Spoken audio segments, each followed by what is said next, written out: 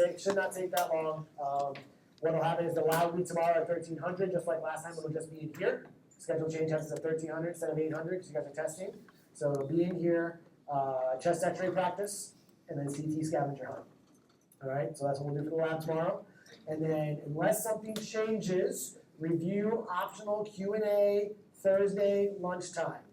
Okay, Thursday at lunch gives you a couple of days to look over the stuff in the lab, and then I'll come in here. I'll hold the slide shows up. Give me your questions. What are you still confused on? What are the things you want kind of delineated for you to help you kind of guide your studying over the weekend so you understand concepts and kind of where we're going with it, okay? Completely optional, but it will be Q&A format again in that aspect. So, questions on that? Wonderful. This is where we left off. So again, IVPs, right? Showing that dilated renal pelvis and renal calyces because why? There's an obstructed stone in here. Look what I can't see. I can't see my stone. Stones are really difficult to see on x-ray. So we don't use the IVP to look for the stone. We use the IVP to look to see if there's something obstructing the ureter. If you notice on the normal one, I have this area right here where it looks like my ureter is blocked off. I don't have any contrast, right? But look, I don't have a dilated renal pelvis or calyce. I have contrast superior and contrast inferior. That tells me there's not an obstructing stone there, right? That's how you piece together these IVPs because depending on if this ureter went behind some subcutaneous fat or a piece of bowel or something like that, it might pop up with a random army website. There we go. It might be hidden from the x-ray, which is why we can't see that. So that's why they try to get those different views. We do the IVP, but in reality, contrast above and below tells me that it's not obstructing. Again, antiquated. You don't use this anymore unless you don't have a CT scanner. Okay. However, we can use an ultrasound when we have patients who are concerned because really what we're looking for is hydronephrosis, right? Backup of fluid, or in this case, urine in the kidneys. So my normal ultrasound, okay, kind of almost like the FAST exam. I got kidney and then other organ. It's a liver, but remember, I didn't tell you if this is right or left upper quadrant. I'm not going to make you pick that out. But either spleen or liver and kidney, right? And got the inside of the kidney. And then here, I have this large fluid-filled area sitting inside my kidney. That's a sign of hydronephrosis. I got fluid backing up. I got my kidney with that black area there. So we can see that with ultrasound, okay? And that's a way for us to throw an ultrasound on, not do radiation, and determine also if there's an obstructing stone there because we have some hydronephrosis. Now there's specific time frame or cases when we're going to do this. I think I have another slide here. Don't worry about this. This is just to show you the different stages of the hydronephrosis. I'm not going to test you on these grades, but when you get to GU, this may be something you end up seeing again.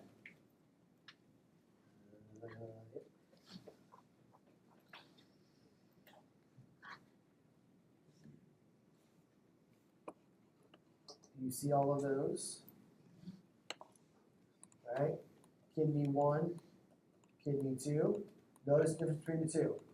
This one happens to be, okay, hydronephritis. So it's a backup of the fluid and inflammation of the kidney. No, you're not necessarily going to be able to tell that right now at your stage off of the imaging, but just showing you what some of these kidneys can look like on CT potentially. And yes, there is a small renal cyst sitting on that kidney as well. Okay, so here are some causes of hydronephrosis, right?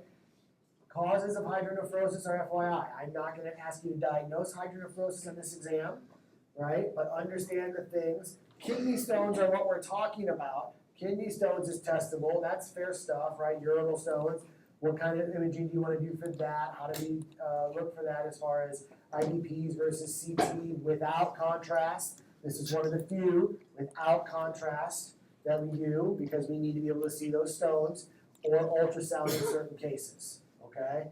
But these are all the different causes that can cause hydronephrosis for your GWiz information, but it's not just kidney stones. That's why I have this on here as FYI. And a lot of times people are like, oh, is that the only thing that can cause hydronephrosis? Absolutely not, right? Hydronephrosis can be caused by many things.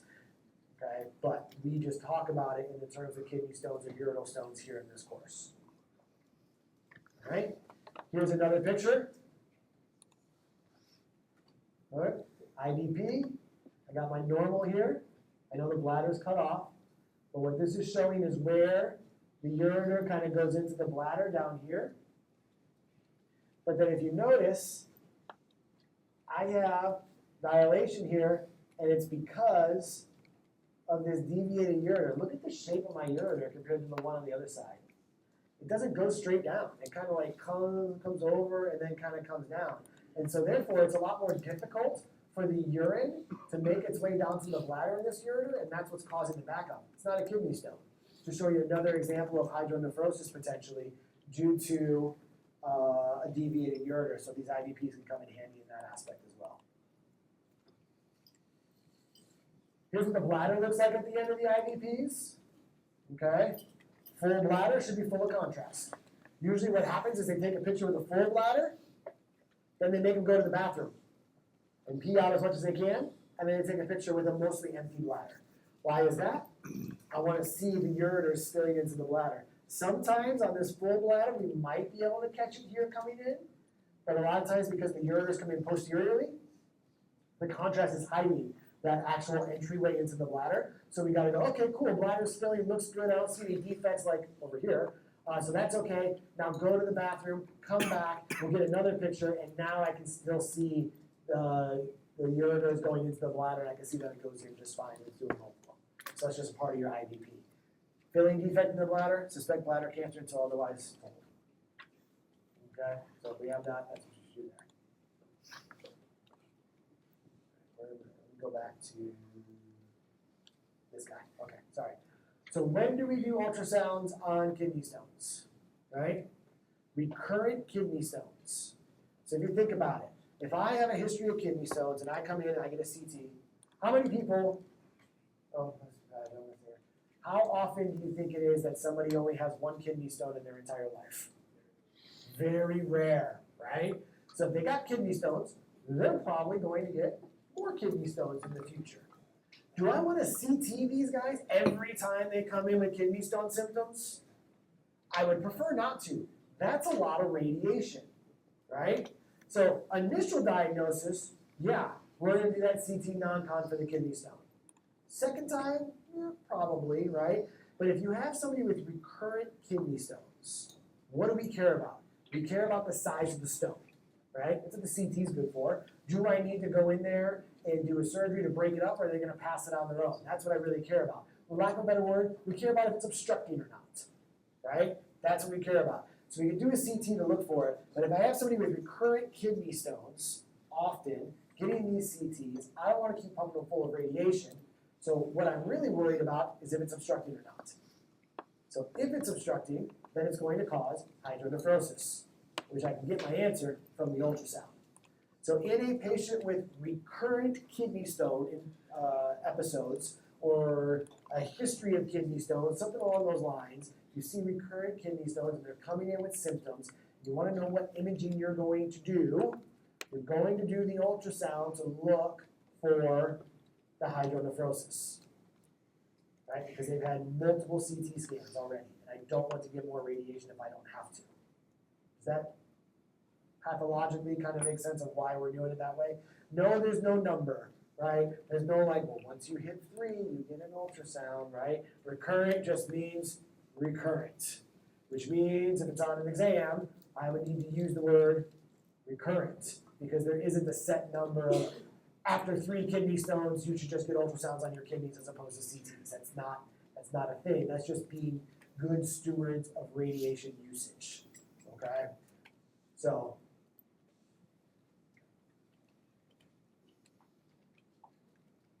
for yours. Go back and make that point. Okay. So, urethra. All right, so it's a retrograde urethrogram is the study of choice for the urethra. Is that on my slide? Nope, I don't. Okay. So the urethra basically is the same as a barium enema type thing. Here's the tube that comes into the urethra. They blow a little balloon up and they fill it with an iodinated contrast, right? It's a cavity, and they're evaluating the urethra, that it goes all the way back up into the bladder. All right? So because urethral injuries are very common in pelvic injuries, more so in males than female, we're really just solely looking to make sure that there's no injury to the urethra. In this case here, we got some backflow into the prostate, which tells me that there might be some kind of fistula between the urethra and the prostate potentially, because I have backflow into the prostate, which that shouldn't happen. The prostate's supposed to encircle the urethra, but there shouldn't be any connecting tubes or pathways or anything along those lines. But if you're concerned about urethral integrity, your retrograde urethrogram is the study that you're going to do. It's basically just putting contrast in there, taking pictures, and making sure you can follow it up on the bladder. Okay? All right.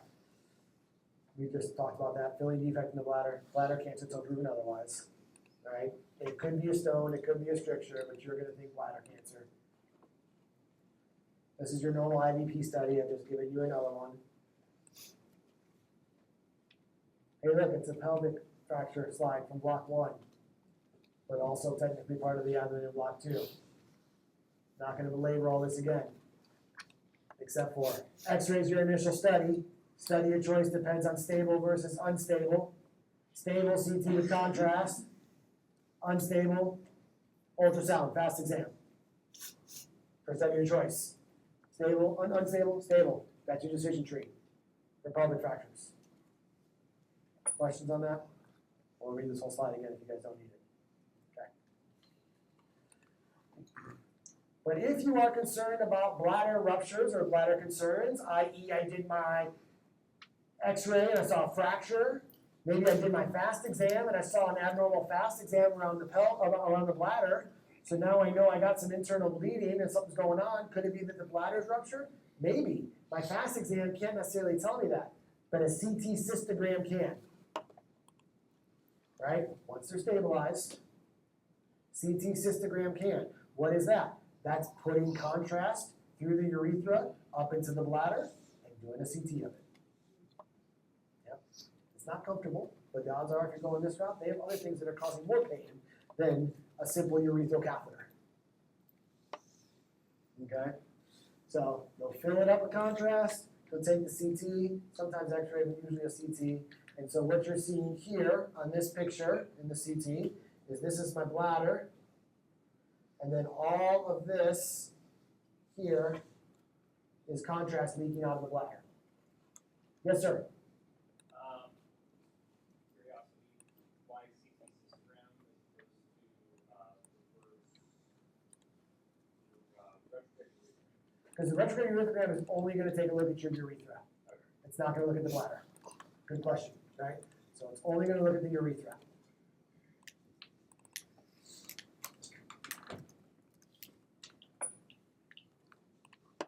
You'll still do those retrograde urethograms, especially when you're concerned about the urethral injury, because when you have that stricture there, right?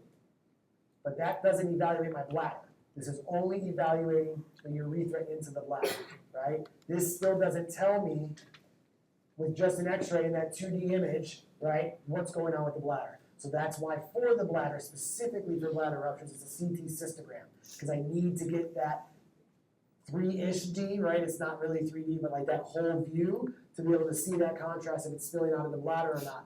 But I don't need that for X-ray because all I'm doing for urethograms, I'm just looking to make sure contrast is flowing into the bladder from the urethra. Because sometimes you end up with the injury like this, where that urethra is no longer going into the bladder. You can see they've already gone in and fixed the pelvic fracture with the surgery, right? But this was a pelvic fracture that ended up cutting the urethra from the bladder area. Now, I'm assuming there's GU docs that can go in there and surgerize and kind of fix this up, but this was just the post-op picture of the pelvis fracture fix. A little bit of contrast to show that we still don't have flow into the bladder yet. So there's still more work to be done on this patient, right? But this was after they fixed the pelvic fracture. So this is where the urethrogram is beneficial, but not enough for the bladder in general. That's the CT cystogram. Questions on that? Male pelvic organs. You only have one.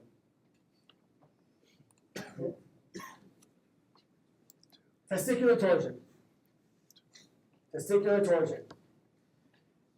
Bell clapper deformity is another way to describe it. The reason for that is when the testicle twists, it usually will kind of turn horizontal, and it'll kind of look like they're kind of hitting the side of a bell, basically. That's why they call it the bell clapper deformity. Severe unilateral scrotal pain. Remember we talked about the thunderclap headache and the subarachnoid hemorrhage? They're going to describe the pain the exact same way, only it's going to be down below, right? Nausea, vomiting, lower abdominal pain, all kinds of stuff that are going to be caused for this patient. Now, you don't need imaging to diagnose this. You can look at the patient and probably go, oh, yep, you got a torus testicle, right? But if it's not obvious, that's where imaging is going to come into play. Testicular ultrasound with Doppler is your study of choice, right? With Doppler, because I care on whether or not there's blood flow to that testicle. That's what tells me how much time I have to fix this. Here's the catch with it. Red bullet. Up to 25% of torsion cases still show blood flow on Doppler. So just because the Doppler is normal doesn't mean it's not testicular torsion. It just means it's not as emergent, right? You have time to kind of fix that manually. You can fix it manually. It is, please, if you fix this manually, if you're in the ER, or even if you're in your outpatient clinic and you see it's a torsion, you fix it, give them some pain meds. Please, for the love of goo, give them pain meds. It is not a comfortable procedure, but all you have to do is just manually figure out which way it's twisted, but kind of mess, and then manually untwist it, and it'll come right back down. Now, they still need a referral to urology, because if they got torsion once, they are prone to get it again. So they're going to need an evaluation by neurology. But time is testicle. You're going to hear that in cardiology, like time is heart. Like, this is no joke. Like, this can kill one of the testicles. Same thing with the ovarian torsion when we get there. Unfortunately, you can't manually untorse an ovary. It's kind of in the abdomen, deeper, right? It's not that easy to do. But the same thing, time is ovary in that aspect as well. So what we're looking for when we do our ultrasound is this here. Blood flow. This is not red and blue like the other ones we've had, right? It's more of like an orange and a darker orange kind of thing. But this is just showing blood flowing out of the testicle, and then this one doesn't have barely anything right here. Okay? If you do the Doppler ultrasound and you see this, and you manually fix the testicular torsion, what's next? Do it again. Make sure there's blood flow. Right? They may feel better, make sure there's blood flow, and then refer them to urology for follow-up, right? Make sure there's blood flow. If you try and you can't do it, then it becomes emergent. If you're not in the ER, send them to the ER. If you are in the ER, get a urologist on the phone and go, what we got going on? You can get down here now. In that aspect. But it's the ultrasound with Doppler is your study of choice for testicular torsion. So there's not a whole lot to talk about on that except for what study you're going to order. Okay. Female pelvic organs. Study of choice is ultrasound. Period, dot, underline, exclamation point. Sure, you can use MRI in some cases, but ultrasound is still the study of choice. Period, dot, underline, exclamation point. We have a few more things. Ovaries, same concept as the testicles. Study of choice to evaluate the ovaries is going to be ultrasound. Preferably, we're concerned about torsion, ultrasound with Doppler. I got blood flow coming to and from my ovary here. I see the red and the blue. What you're having here right now is an ovarian cyst. Right? You're going to learn in women's health, though. This is really finicky in the aspect of be careful calling ovarian cyst as a diagnosis unless you specifically know when they are at in their menstrual cycle. Because ovarian cysts can be absolutely normal, because prior to ovulation, the ovary forms a cyst. That's what has the egg in it. And then it pops the cyst, it releases the egg, fallopian tubes grab the egg, and magic happens, and you're all sitting here in this classroom. So, just know that what's going on, right? You may see a cyst on an ultrasound, but it may not be abnormal. Most women, when they go in for the ovarian ultrasounds, one of the things they're asked is when was their last menstrual cycle, so that way they have an understanding of where they're at, so the radiologist knows if this is supposed to be there or not, okay? But ovaries, ultrasound. Ovarian torsion, it's all the same concept with testicles with the exception of one thing at the bottom here, all right? So Doppler ultrasound is your imaging modality. That's what you're gonna do. I want the blood flow, okay? If it looks like a torsion, if it smells like a torsion, if it screams like a torsion, you are like, this is ovarian torsion. I know it is. And you've ordered the Doppler ultrasound, and it comes back normal, and the patient's still in pain, and there's, maybe it's a little bit enlarged, but it's not torged. Maybe something along those lines. It's still in pain, they're having infertility management, something along here, and you're like, man, this really feels like a torsion, but the ultrasound is normal. Now I'm okay with you ordering a CT. Because if you miss it, that ovary will die, right? So CT can rule out the torsion if normal adnexa or ovary is seen on ultrasound. It's basically confirmatory. Like if they do a CT and the ovary is not torsed and they say it's not torsed on there, it's not torsed, okay? Why the heck can I give radiation to the ovary if we're concerned about it? Well, it's only after we do the ultrasound. And because unlike the males, I can't look into the abdomen of the female to confirm whether or not that ovary is torsed. For the testicle, you can do a physical exam and you can look and see if it's torsed or not. That's why there's no additional imaging, because you just do that physically. You can't do that with ovaries. So it's still Doppler ultrasound, but then if everything in your gut is telling you that you think this is a torsion and the ultrasound is normal, then you're gonna go into a CT under the pelvis. Then it's worth the risk, right? Risk-benefit ratio. Yes, I'm irradiating the ovaries to get a look at it, but the risk is, if I miss this, that ovary is going to die. It's worth the risk because you've done everything else you needed to first. Does that make sense? Okay. Here's an example of two different ovaries. One, normal Doppler flow. Okay. Two, the left side, not so much. All right. I got almost no venous or arterial flow. There's also this extra little cyst that's sitting in here.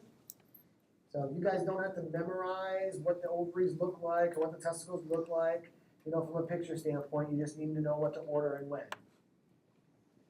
Okay, but that just knows what the difference looks like. That this is normal, and this is that. I'm not going to ask you to pull out the ovarian cyst, right? The hemorrhagic cyst.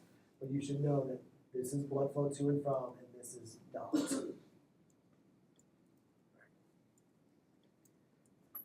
This is the only female pelvic study that ultrasound is not your initial go-to or your preference. The hysterosalpingogram is your study of choice when evaluating the patency of the reproductive tract. Why would I do this? Women who can't get pregnant. When I say can't get pregnant, I mean they've been trying for more than 12 months. Actively trying and doing it the right way. You'll learn in women's health. The right way is not, we're doing it like every day, we're not getting pregnant. No, it's every other day during the ovulatory cycle. You'll learn all this so you can counsel them appropriately. But then once they've been doing that for 12 months and they're not getting pregnant, there's two things that you do. You order a sperm analysis on the male, and you order an HSG on the female, a hysterosalpingogram. What we're trying to do is look at the patency of the fallopian tubes. Is there a structural problem between the fallopian tubes and the uterus that isn't allowing the egg to get down there to get fertilized? Here's the fun part about this. So first of all, you put the tube in there, they get a balloon, they inject contrast, and they take pictures. And they keep taking pictures until it spills out. Because right, you got the fallopian tubes, they come out, and it's just open, right? They're not connected to anything. Because the egg releases, or the ovary releases the egg, and the fallopian tube fibrate grab it and bring it into the fallopian tube. So it's just open to the abdomen. So you use that iodine contrast, water soluble, so it's perfectly safe, and you fill it up until they spill. If you notice on my abnormal, I'm good on this side, I have a blocked fallopian tube right here, right? So something is blocking that fallopian tube, so she's only got one fallopian tube. Depending which ovary releases the egg, it may never be making it down to the uterus. Here's the fun part about the hysterosalpingogram. You're gonna get a normal study, and be like, everything is fine. We don't know what's going on. If you are ordering this, they've been trying for 12 months, and you order the sperm count, and the sperm count comes normal, and then your HSG comes back normal, what are you gonna tell the patient? What's the next step? Close. I like your thought process. After this, it won't be. Let's wait another 2 or 3 months and see what happens. This exam is both therapeutic and diagnostic.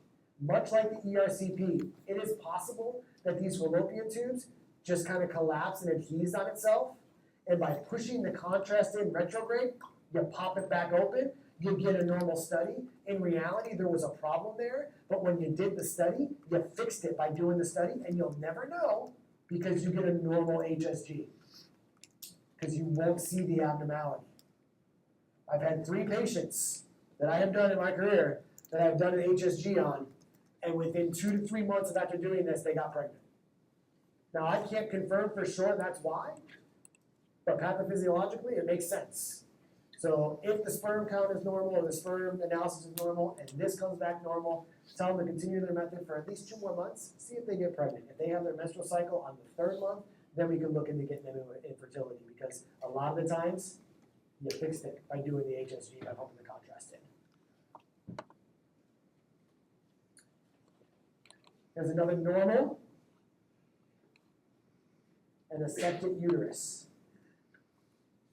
So these are the kinds of things we're really looking for on the HSG, is if there's a septic uterus, if the uterus is deformed in some way, the blocked fallopian tube, and then this is going to end up going to GYN to kind of talk about this to see what their chances are of actually having the babies. A lot of people with septic uteruses is not the case. There are some women who actually have 2 different uteruses completely, like not septic, like split, but like completely 2 uteruses. Not a lot, but it's possible. Go through and look at this, look at their studies and stuff. You will find the intermittent case of the female who was pregnant with twins with 2 different dads, because you had 2 fertilized eggs, 1 in each uterus. I don't know if she ended up having both kids, like if they were able to go to full term or not because of the different uteruses, uteri. Look at the plural for that. But yeah, so you're looking for the uterus to make sure everything looks okay, and you got the fallopian tubes. HSG, hysterosalpingogram. Here's what a uterus looks like on an ultrasound. Right, because outside of the HSG, ultrasound is what you're going to use. But so what you have is this whole area here is the uterus. Right, it's a big muscle. This right here is an IUD, sitting right where it should be. Sometimes you'll get pelvic pain after an IUD, and part of this IUD might be rotated and sitting like in the uterine muscle. That we take that out, so that's very painful, because not only is it painful, it's not effective when it's sitting that way, right? So sometimes you'll get that, that'll happen, but that is what a uterine ultrasound looks like.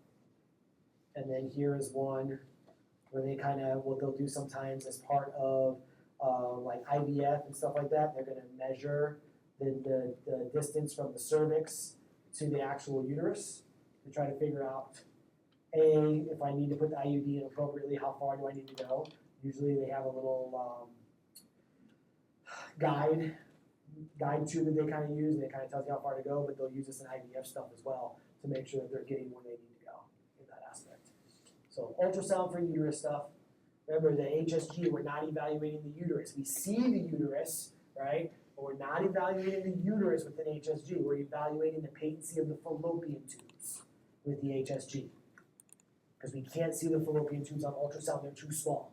We can't see them, and that's why we have to do this. But if we need to evaluate the uterus for fibroids or any other kind of growths or anything like that, ultrasound is your study for the uterus. HSG for the fallopian tubes.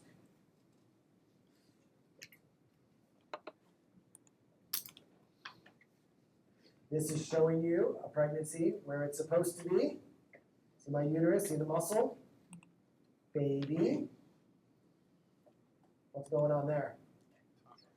Ectopic. So she is pregnant with twins, 1 intrauterine, 1 ectopic. We're going to have to at least get rid of the ectopic.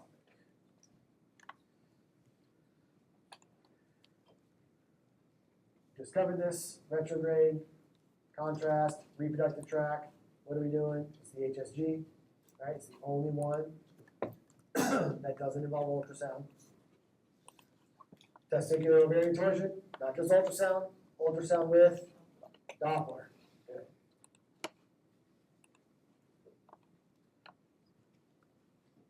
And then this is just a picture of a male urethral stricture. So this is the stricture here.